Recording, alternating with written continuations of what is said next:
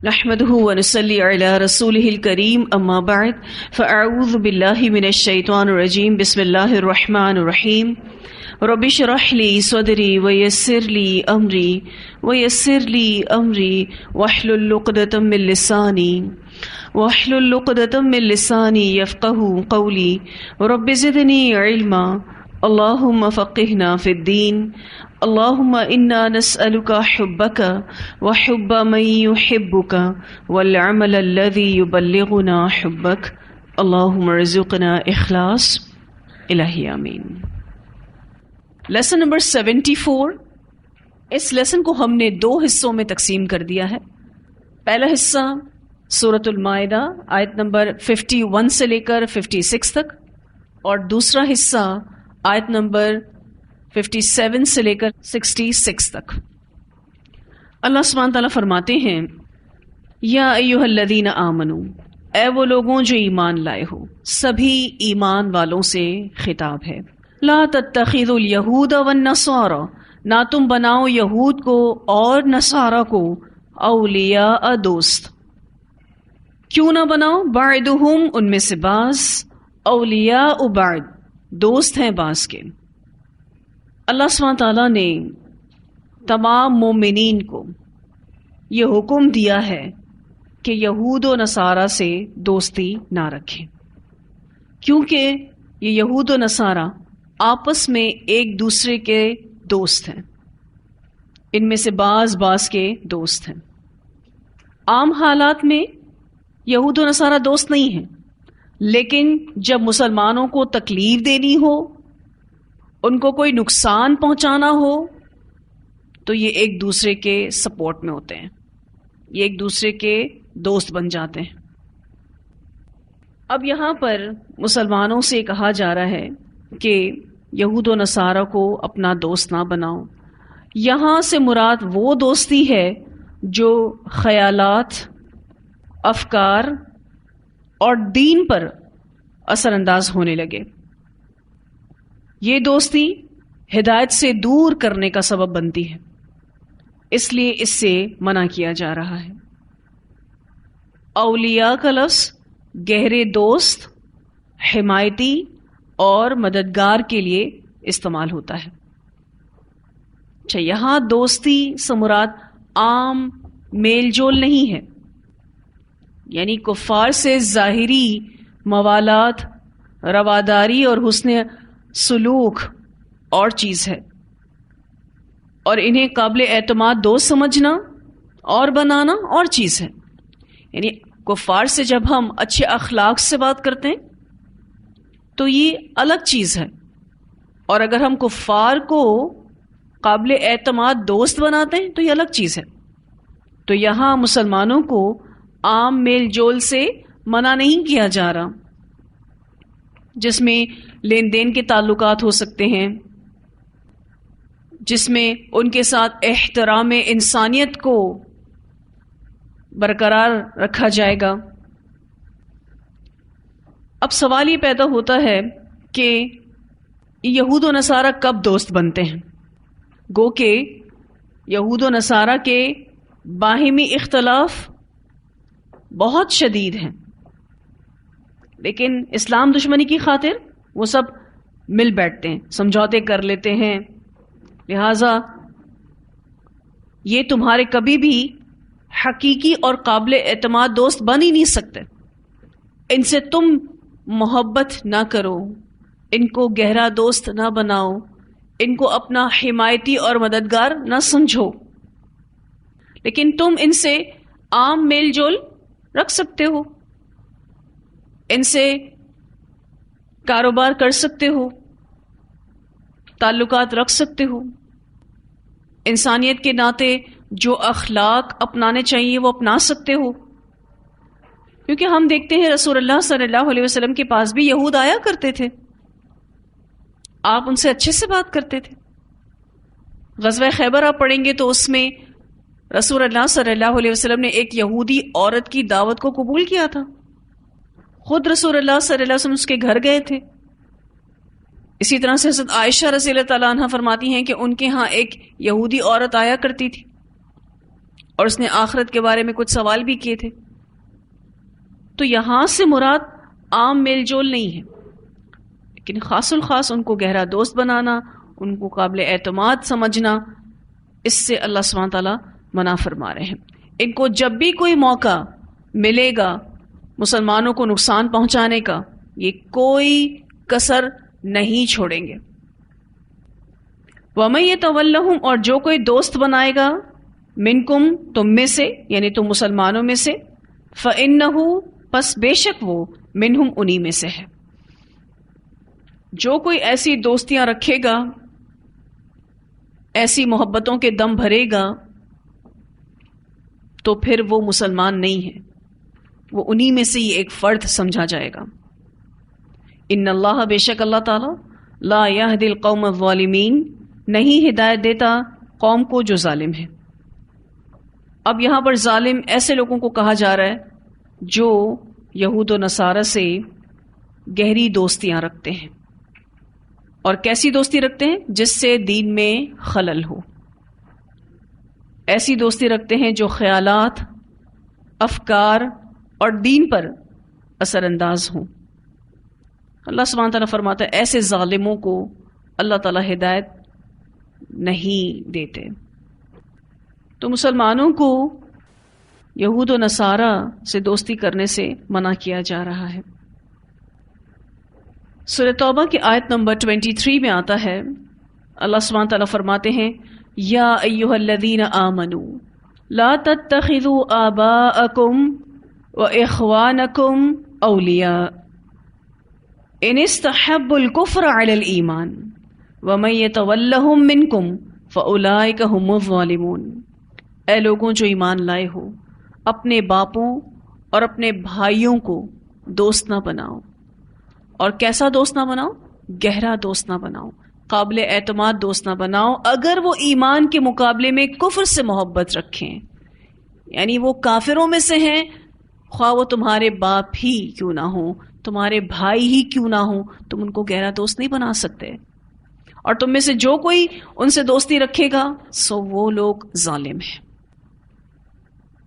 پھر اسی طرح سے سورہ توبہ کی آیت نمبر 24 میں آتا ہے، قُلْ إِنْ كَانَ آبَاؤُكُمْ وَأَبْنَاؤُكُمْ وَإِخْوَانُكُمْ وَأَزْوَاجُكُمْ وَعَشِيرَتُكُمْ وَأَمْوَالٌ اقْتَرَفْتُمُوهَا وَتِجَارَةٌ تَخْشَوْنَ كَسَادَهَا وَمَسَاكِنُ تَرْضَوْنَهَا أَحَبَّ إِلَيْكُم مِّنَ اللَّهِ وَرَسُولِهِ وَجِهَادٍ فِي سَبِيلِهِ فَتَرَبَّصُوا حَتَّى يَأْتِيَ اللَّهُ بِأَمْرِهِ وَاللَّهُ لَا يَهْدِي الْقَوْمَ الْفَاسِقِينَ. کہہ دیجئے، یعنی اے اللہ کے رسول صلی اللہ علیہ وسلم کہہ دیجئے، اگر تمہارے باپ اور تمہارے بیٹے اور تمہارے بھائی اور تمہاری بیویاں اور تمہارے خاندان اور وہ اموال جو تم نے کمائے ہیں اور وہ تجارت جس کے مان پڑنے سے تم ڈرتے ہو اور رہنے کے مکانات جنہیں تم پسند کرتے ہو، تمہیں اللہ اور اس کے رسول اور اس کی راہ میں جہاد کرنے سے زیادہ محبوب ہیں، تو انتظار کرو یہاں تک کہ اللہ اپنا حکم لے آئے. اللہ نافرمان لوگوں کو ہدایت نہیں دیتا. یعنی اگر یہ ساری چیزیں بھی جس کی وضاحت اس آیت میں کی گئی ہیں تمہیں زیادہ پیاری ہیں، کس سے؟ اللہ سے، اس کے رسول سے اور جہاد فی سبیل اللہ سے، تو پھر انتظار کرو، پھر اللہ کا عذاب تم پر ضرور آئے گا. سب سے زیادہ جو ویلیو کرنی ہے وہ اللہ، اس کے رسول اور جہاد فی سبیل اللہ کو کرنی ہے. ایسے لوگوں سے دوستی بھی نہیں کرنی ہے کہ جو آپ کو اللہ سے دور کرنے کا سبب بن جائیں. اللہ سبحانہ تعالیٰ اس طرح کی دوستیوں کی ممانعت اس لیے کرتے ہیں کیونکہ یہ دوستیاں ہدایت سے دور کرنے کا سبب بنتی ہیں. پھر اللہ سبحانہ تعالیٰ فرماتے ہیں فَتَرَى الَّذِينَ فِي قُلُوبِهِمْ، تو تم دیکھو گے ان لوگوں کو جن کے دلوں میں مرض، بیماری ہے. بیماری سے مراد یہاں پر منافقت ہے. الذین سے اشارہ عبداللہ بن ابی اور اس کے ساتھیوں کی طرف ہے کیونکہ وہ منافقوں کا سردار تھا. اللہ سبحانہ تعالیٰ فرماتے ہیں فَتَرَى الَّذِينَ فِي قُلُوبِهِمْ مَرَضٌ، تو تم دیکھو گے ان لوگوں کو جن کے دلوں میں بیماری ہے، یسارعون فیہم، وہ دوڑ دھوپ کرتے ہیں ان میں، یہ منافق لوگ ان دوستیوں کی طرف، ان تعلقات کی طرف لپکتے ہیں. یقولون، وہ کہتے ہیں، نخشا، ہم ڈرتے ہیں، ان تصیبنا، یہ کہ پہنچے گی ہم کو، دائرہ، کوئی مصیبت. یہ منافقین ایسی دوستیوں کی طرف اور تعلقات کی طرف لپکتے ہیں، اور وجہ کیا بتاتے ہیں کہ ہمیں ڈر ہے کہ کہیں حالات نہ بدل جائیں، ہم پر کوئی مصیبت نہ آ جائے اور ہم محتاج نہ ہو جائیں. آج تو مسلمان مضبوط ہیں، جیت گئے ہیں، کل مسلمان ہار جائیں گے اور ہمیں اس کی وجہ سے کوئی نقصان ہوگا تو پھر یہ یہود و نصارہ ہی ہمارے کام آئیں گے. تو ہم ان سے دوستیاں اس لیے بنا کے رکھتے ہیں تاکہ برے وقت میں یہ ہمارا ساتھ دیں، ہمارے کام آئیں. ایک اہم ترین بات جو اس آیت کے حصے سے پتہ چلتی ہے کہ یہود و نصارہ سے ایسی دوستی جس سے دین میں خلل آئے منافقت کی علامت ہے، کیونکہ ایسی دوستیاں کرنے والے کون ہیں؟ منافق ہیں، اور باقاعدہ اس دوستی کی طرف لپکتے ہیں. یسارعون فیہم، آپ دیکھیں لفظ کیا استعمال ہوا ہے، جلدی کرتے ہیں ان میں، یعنی ان تعلقات کو بنانے کے لیے، ان دوستیوں کو بنانے کے لیے یہ منافق لپکتے ہیں، جلدی کرتے ہیں. تو یہود و نصارہ سے دلی دوستی رکھنے والے منافق تھے جو بظاہر تو مسلمان تھے، مگر ان کی دلی ہمدردیاں یہود و نصارہ اور کفار کے ساتھ تھیں. اور جنگ احد کے بعد ان کی ہمدردیوں میں اور بھی اضافہ ہو گیا تھا. کیوں؟ کیونکہ جنگ احد مسلمان ہار گئے تھے. جنگ بدر جب ہوئی تھی تو اس وقت مسلمان بہت مضبوط جماعت کی شکل میں سامنے آئے تھے، لیکن جب جنگ احد ہوئی تو مسلمان ہار گئے تھے. تو منافقین نے یہود و نصارہ کے ساتھ دوستیاں بنانے کی کوششوں کو تیز کر دیا تھا، اس ڈر سے جس کا ذکر یہاں آ رہا ہے، یقولون نخشى ان تصیبنا دائرہ. ویسے بھی آپ دیکھیں تو جنگ بدر مسلمان جیتے تھے، ٹھیک ہے، جنگ احد مسلمان ہار گئے تھے. تو ہم کہہ سکتے ہیں کہ جنگ بدر اور فتح مکہ کے درمیان کا جو عرصہ ہے، اس میں مسلمانوں کی پوزیشن اتنی ڈکلیئرڈ نہیں تھی، اتنی واضح نہیں تھی. مسلمان کبھی جیت جاتے، کبھی ہار بھی جاتے، کبھی مسلمان مضبوط نظر آتے، کبھی کمزور نظر آتے. تو منافقین جو تھے وہ چونکہ مفاد پرست تھے تو انہوں نے ظاہری طور پر اپنے آپ کو مسلمان بنا رکھا تھا تاکہ کن میں شامل ہو سکیں؟ مسلمانوں میں شامل ہو سکیں. اور یہ اپنی دوستیوں کے دم کن کے ساتھ بھرتے تھے؟ یہود و نصارہ کے ساتھ، کہ ہمارا معاملہ ان کے ساتھ بھی اچھا رہے. مسلمان مضبوط رہیں گے تو ہمیں ان سے فائدہ ملتا رہے گا، مسلمان ہار جائیں گے، کمزور ہو جائیں گے تو اس برے وقت میں یہود و نصارہ ہمارا ساتھ دیں گے. کیونکہ یہود و نصارہ کی جو ظاہری حالت تھی وہ یہ تھی کہ وہ مسلمانوں کے نسبت فائنینشلی اسٹرانگ تھے، مالدار تھے، اور عرب کے سرسبز و شاداب خطے بھی انہی کے قبضے میں تھے. یہودی سودی کاروبار کرتے تھے، اس لحاظ سے بھی یہ منافقین ان کے محتاج تھے، کیونکہ انہی یہودیوں سے یہ سود پر ادھار لیتے تھے. تو دیکھا جائے تو یہ ان کے محتاج تھے. آپ کہہ سکتے ہیں کہ پوری اکانومی پر عرب کی یہود و نصارہ ہی چھائے ہوئے تھے. تو اب منافقوں کی مینٹالٹی آپ سمجھ سکتے ہیں کہ بڑے مفاد پرست تھے، تو وہ تو جہاں فائدہ نظر آئے گا وہیں کی طرف جائیں گے. اور دیکھا جائے تو ان کی یہ سوچ بڑی ڈپلومیٹک تھی. اس میں یہ بڑا سیاسی انداز میں سوچ رہے ہیں کہ ہم دونوں سے بنا کے رکھیں. تو اللہ سبحانہ تعالیٰ ان کو جواب دیتے ہیں، فَعَسَى اللَّهُ، تو امید ہے کہ اللہ اَيَأْتِيَ کہ لے آئے، بالفتح، فتح، اشارہ فتح مکہ کی طرف ہے، اور کچھ مفسرین کہتے ہیں فتح خیبر کی طرف ہے. یا پھر کوئی بھی فتح مراد ہو سکتی ہے، دنیاوی فتح. تو امید ہے کہ اللہ تعالیٰ لے آئے فتح، او یا امرن کوئی حکم من عنده ہی اپنی طرف سے، یا اللہ سبحانہ تعالیٰ اپنا کوئی فیصلہ لے آئے. اس سے مراد عذاب الہی ہے. دوسری مراد ان کی رسوائی کا حکم ہے. کن کی رسوائی کا؟ منافقین کی رسوائی کا. یعنی اللہ تعالیٰ قرآن پاک میں ہی ایسی آیات نازل کر دے جس سے منافقین کی رسوائی ہو، ان کا پول کھل جائے. اور تیسری مراد اس سے یہود و نصارہ پر عائد کیے جانے والے جزیے ہیں. ٹھیک ہے، یہود و نصارہ پر عائد کیے جانے والے جزیے کی طرف بھی اشارہ ہے. اللہ تعالیٰ فرماتے امید ہے کہ لے آئے اللہ تعالیٰ فتح کو، یا پھر اللہ تعالیٰ کوئی اور فیصلہ لے آئے اپنے پاس سے.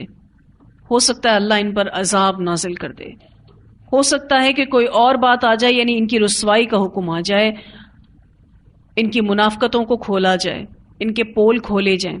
اور ویسے بھی آپ دیکھیں منافقت کہیں نہ کہیں آ کر ضرور کھلتی ہے. اور تیسری بات کہ اللہ تعالیٰ یہود و نصارہ کو مغلوب کر دے اور مسلمان ان پر جزیہ عائد کریں اور وصول کریں. یعنی مسلمان اتنے مستحکم ہو جائیں کہ وہ یہود و نصارہ سے کیا وصول کریں؟ ٹیکس وصول کریں. فَيُصْبِحُوا پھر وہ ہو جائیں، کون ہو جائیں؟ منافق ہو جائیں. عَلَىٰ مَا أَسَرُّوا اوپر اس کے جو انہوں نے چھپایا، فی انفسہم اپنے نفسوں میں، یعنی اپنے دل میں. انہوں نے جو منافقت، جو دشمنی اپنے نفسوں میں چھپائی، نادمین ندامت اٹھانے والے. یہ منافق پھر شرمندہ ہوں، نادم ہوں اس بات پر کہ جو انہوں نے اپنے سینوں میں چھپائی، اپنے دلوں میں چھپائی. تو جو کچھ یہ اپنے دلوں میں چھپاتے ہیں ان پر نادم ہو کر رہ جائیں. ظاہر ہے جب اللہ تعالیٰ مسلمانوں کو فتح دے گا یا کوئی اور حکم اپنے پاس سے بھیجے گا تو یہ منافق اپنے دلوں میں جو چیز چھپاتے ہیں اس پر نادم ہو کر رہ جائیں گے. تو اللہ سبحانہ تعالیٰ نے ان منافقوں کو جواب دیا ہے، اور بہت ہی سخت جواب دیا ہے کہ اللہ تعالیٰ عنقریب مسلمانوں کو فتح سے نوازے گا. اور جیسا کہ میں نے آپ سے ذکر کیا کہ اس سے مراد فتح مکہ ہے، فتح خیبر ہے، یا کوئی بھی فتح ہو سکتی ہے، یا پھر فتح مکہ سے پہلے ہی اللہ تعالیٰ ایسی آیات نازل کر دے جس سے منافقوں کا پول کھل جائے. تو یہ پھر نادم اور شرمسار ہو کر رہ جائیں گے. کس بات پر؟ اس بات پر جو یہ دل میں چھپاتے ہیں. اب آپ دیکھیں تو منافقین کو دراصل فتح مکہ کی کامیابی یا دیگر اور بھی کوئی کامیابی ناممکنات میں سے لگتی تھی. مسلمان بہت تھوڑے سے تھے، اتنے تھوڑے سے مسلمانوں سے یہ امید نہیں کی جا سکتی تھی کہ ایک دن وہ مکہ کو فتح کر لیں گے. اسی وجہ سے یہ منافقین یہود و نصارہ سے دوستی بنائے رکھتے تھے. اب اس آیت کو ہم اپنے اوپر کیسے رکھیں گے؟ اس آیت سے پہلی امپورٹنٹ بات جو کیا پتہ چلتی ہے کہ یہود و نصارہ سے ایسی دوستی جو بھی رکھتا ہے جس سے دین میں خلل آتا ہے تو یہ منافقت کی علامت ہے. اور یہ دوستیاں سوائے ندامت کے اور شرمندگی کے کچھ اور نہیں دے سکتی، کیونکہ منافقین اس طرح کی دوستیاں فائدے کے لیے رکھتے تھے. اللہ سبحانہ تعالیٰ نے یہاں پہ واضح کیا کہ مسلمانوں کے بیچوں بیچ رہنے والے یہ منافقین مسلمانوں کی طرف بھی نگاہ رکھتے تھے، کیونکہ مسلمان بدر میں جیتے تھے، مسلمانوں کو فتح حاصل ہوئی تھی. اور دوسری طرف یہ یہود کو بھی دیکھتے تھے کہ ان کے پاس مضبوط قلعے ہیں، ان کے پاس اسلحہ ہے، وہ سونار ہیں، فائنینشلی اسٹرانگ ہیں. تو یہ دونوں کو خوش رکھنے کی کوشش کرتے تھے. جو کامیاب ہوگا ہم اس کے ساتھ ہی ہیں. تو منافق بے اصول ہوتا ہے اور مفاد پرست ہوتا ہے. جب دین میں اس کو فائدہ نظر آتا ہے تو پریکٹسنگ ہو جاتا ہے، ٹھیک ہے، اور جب دنیا کی طرف اس کو فائدہ نظر آتا ہے تو دنیا پرست ہو جاتا ہے. اور یہ صورتحال ناقابل معافی ہے. اللہ ایسے لوگوں کو معاف نہیں کرے گا جو دنیاوی فائدوں کی خاطر دین کو لیتے ہیں اور دنیاوی فائدوں کی خاطر دنیا بھی لیتے ہیں. یعنی اگر کوئی منافق دین پر عمل بھی کرتا ہے تو پیچھے کون سا فائدہ دیکھتا ہے؟ دنیا کا فائدہ دیکھتا ہے. جو سنجیدہ لوگ ہوتے ہیں، جو مومنین ہوتے ہیں، وہ ہر حال میں دین پر قائم رہتے ہیں، اللہ کے لیے وفادار رہتے ہیں، اور ان کی اللہ سے محبت بہت اصولی ہوتی ہے. یہی سچے مومن ہوتے ہیں، اور ان کی محبت اللہ تعالیٰ سے خواہشات پر مبنی نہیں ہوتی، وہ ہر حال میں اللہ تعالیٰ سے محبت کرنے والے ہوتے ہیں. تو ہم کہیں ان میں نہ آئیں کہ ہم دین پر عمل تب کریں جب ہمیں دنیاوی فائدہ مل رہا ہو، یعنی ہم صرف اپنے فائدے کے بندے ہوں، اور دنیاوی اعتبار سے تو جب ہمیں فائدہ ملے تو ہم دنیا کی طرف جائیں، اور دنیاوی فائدہ ہمیں ملے تو ہی ہم دین کی طرف جائیں. یعنی دونوں طرف جو سب سے امپورٹنٹ فائدہ مد نظر رکھا جاتا ہے وہ کیا رکھا جاتا ہے؟ دنیا. وَيَقُولُ الَّذِينَ، اور کہتے ہیں وہ لوگ، آمنو، جو ایمان لائے. ایمان والے کہیں گے جب ان کو فتح ملے گی، اہؤلائی، کیا یہ ہیں، الذین، وہ لوگ، اقسموا باللہ، جنہوں نے قسمیں کھائیں اللہ کی، جہد ایمانہم، پکی قسمیں اپنی. مومنین تعجب سے کہیں گے ان منافقین کے بارے میں، یہ وہی لوگ ہیں جنہوں نے اتنی پکی قسمیں کھا کر کہا تھا، انہم، بے شک وہ، لمعکم، البتہ تمہارے ساتھ ہیں. اللہ کی پکی قسمیں کھا کر منافقین نے مومنین سے کیا کہا تھا کہ ہم تمہارے ساتھ ہیں. حبطت اعمالہم، ضائع ہو گئے ان کے اعمال، فاصبحوا خاسرین، تو وہ ہو گئے خسارہ پانے والے. انہوں نے تو کہا تھا کہ ہم تمہارے ساتھ ہیں، لیکن یہ ساتھ تھے نہیں. یوں سمجھ لیجیے منافقین کا جھوٹ کھولا جا رہا ہے. یہ منافقین نماز، زکوٰۃ، ذکر الہی سب کیا کرتے تھے، لیکن اللہ سبحانہ تعالیٰ فرماتے ہیں کہ ان کے اس جھوٹ کی بنا پر اللہ ان کے تمام اعمال کو برباد کر دے گا. اللہ تعالیٰ کہتے ہیں حبطت اعمالہم فاصبحوا خاسرین، ضائع ہو گئے ان کے اعمال تو وہ ہو گئے خسارہ پانے والوں میں سے. کیونکہ انسان کے اعمال ایمان اور سچائی کے ساتھ ہی قبول ہوتے ہیں. تو مومنین کو بڑی حیرت ہوگی، تعجب ہوگا کہ یہ کیسے لوگ ہیں، انہوں نے تو اتنی قسمیں کھا کر وعدے کیے تھے کہ ہم تمہارا ساتھ دیں گے، لیکن یہ تو ساتھ چھوڑ کر چلے گئے. یہاں اسلام کے غلبے کا جو منافقوں پر اثر ہے وہ بیان کیا جا رہا ہے. ان کی اسلام سے جو دشمنی تھی وہ مسلمانوں پر جب واضح ہوتی تھی تو مسلمانوں کو ان کی منافقت کا پتہ چل جاتا تھا.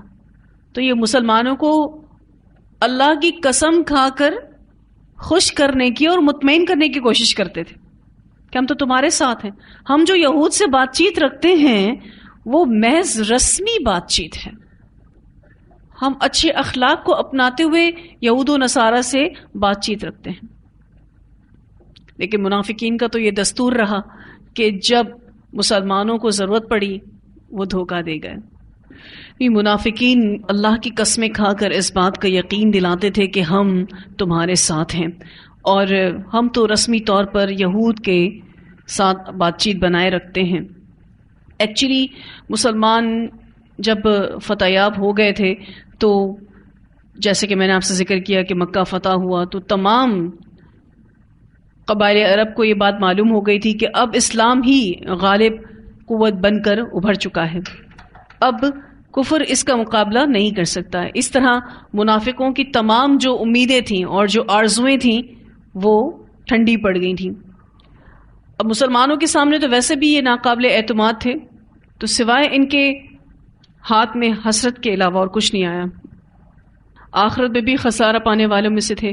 اور پھر آپ دیکھیے کہ ان منافقوں کے اعمال ضائع ہو جائیں گے، کیونکہ انہوں نے جو بھی عبادتیں کی، نماز پڑھی، روزہ رکھا، زکوٰۃ دی، صدقات کیے، وہ اللہ کے لیے تو کیے نہیں تھے، وہ صرف اور صرف مسلمانوں سے مفادات حاصل کرنے کے لیے کیے تھے، اور وہ مفادات وہ حاصل کر چکے۔ تو اسی وجہ سے اللہ سبحانہ تعالیٰ نے یہاں فرمایا کہ فَحَبِطَتْ أَعْمَالُهُمْ فَأَصْبَحُوا خَاسِرِينَ۔ ہم سب کو اپنا جائزہ لینا ہے کہ کہیں ہم منافقت تو نہیں کر جاتے، یہ منافقت کے مشکل وقت میں دین کو چھوڑنا، کیونکہ عمومی طور پر لوگ مشکل حالات میں ہی دین کو چھوڑتے ہیں۔ اگر کوئی آخرت پر فوکس کرے تو وہ کسی صورت دین کو نہیں چھوڑے گا، جیسا کہ میں نے آپ سے ذکر کیا کہ جو اللہ سے اصولی محبت کرتے ہیں وہ سچے مومن ہوتے ہیں، ان کی جو اللہ سے محبت ہے وہ خواہشات پر مبنی نہیں ہوتی، سنجیدہ رہتے ہیں، ہر حال میں دین پر عمل کرنے والے ہوتے ہیں، اگر ان کو کوئی دنیاوی نقصان ہو بھی جائے تو بھی دین کو نہیں چھوڑتے۔ تو آج تفسیر بس یہاں تک روکتے ہیں، اتنی آیات کی تلاوت سن لیتے ہیں۔ یا ایھا الذین آمنوا لا تتخذوا اليہود والنصارى اولیاء بعضهم اولیاء بعض ومن يتولهم منكم فإنه منهم إن الله لا يهدي القوم الظالمين فترى الذين في قلوبهم مرض يسارعون فيهم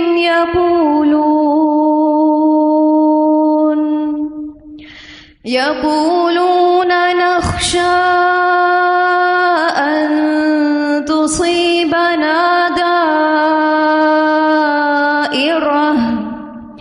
فعسى الله أن يأتي بالفتح أو أمر من عنده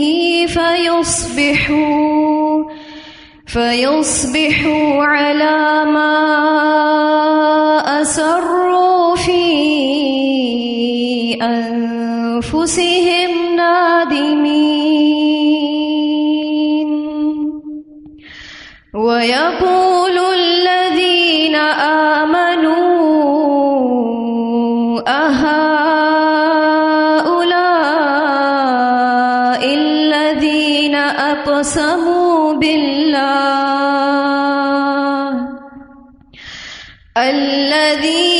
أقسموا بالله جهد أيمانهم إنهم لمعكم حبطت أعمالهم فأصبحوا خاسرين۔ یہ جو آخر میں ہم نے پڑھا کہ منافقین مومنین کے پاس آتے اور اللہ کی قسم کھا کر کہتے کہ ہم تو تمہارے ساتھ ہیں، اس طرح کی بات قرآن پاک میں کئی اور جگہ پر بھی آتی ہے، جیسے کہ سورہ التوبہ آیت نمبر 56 اللہ سبحانہ تعالیٰ فرماتے ہیں وَيَحْلِفُونَ بِاللَّهِ إِنَّهُمْ لَمِنْكُمْ، وہ قسمیں کھاتے ہیں اللہ کی کہ بے شک ہم تمہارے ساتھ ہیں۔ اسی طرح سورہ التوبہ آیت نمبر 62 میں اللہ سبحانہ تعالیٰ فرماتے ہیں یحلفون باللہ لکم لیردوکم واللہ ورسولہ احق ان یردوہ ان کانوا مؤمنین، وہ قسمیں کھاتے ہیں اللہ کی تاکہ تم کو راضی کر دیں، اور اللہ اور اس کا رسول زیادہ حقدار ہیں کہ ان کو راضی کیا جائے اگر وہ مومن ہیں۔ اسی طرح سورہ التوبہ آیت نمبر 96 میں اللہ سبحانہ تعالیٰ فرماتے ہیں یحلفون لکم لترضوا عنہم فإن ترضوا عنہم فإن اللہ لا یرضى عن القوم الفاسقین، وہ قسمیں کھاتے ہیں تاکہ تم راضی ہو جاؤ، اگر تم راضی ہو بھی گئے تو اللہ ان سے راضی نہیں ہوگا کیونکہ یہ فاسق قوم ہے۔ تو یہ بات کئی جگہوں پر قرآن پاک میں آتی ہے۔ ہمیں دین کے لیے مخلص ہونا ہے، خالص ہونا ہے۔ جب ہم خالصتاً اللہ کے دین کو آگے بڑھانے کی کوشش کرتے ہیں، اس کو سرو کرتے ہیں، تو اللہ سبحانہ تعالیٰ کی خاص الخاص مدد ہمیں آتی ہے. لیکن اگر ذرا سی بھی منافقت ہمارے عمل میں شامل ہو جائے تو یہ ہمارے تمام اعمال کو برباد کرنے کے لیے کافی ہے. جیسے کہ اللہ سبحانہ تعالیٰ فرماتے ہیں حبطت اعمالہم فاصبحوا خاسرین، کہ ایسے لوگوں کے اعمال برباد ہو جاتے ہیں اور وہ خسارہ پانے والوں میں سے ہو جائیں گے. انشاءاللہ اس تفسیر کو اگلی کلاس میں مکمل کریں گے. اگلی آیات بہت اہم ہیں. آج کی کلاس کے لیے بس اتنا ہی کافی ہے. وآخر دعوانا ان الحمد للہ رب العالمین. سبحانک اللہم وبحمدک نشہد ان لا الہ الا انت نستغفرک ونتوب الیک.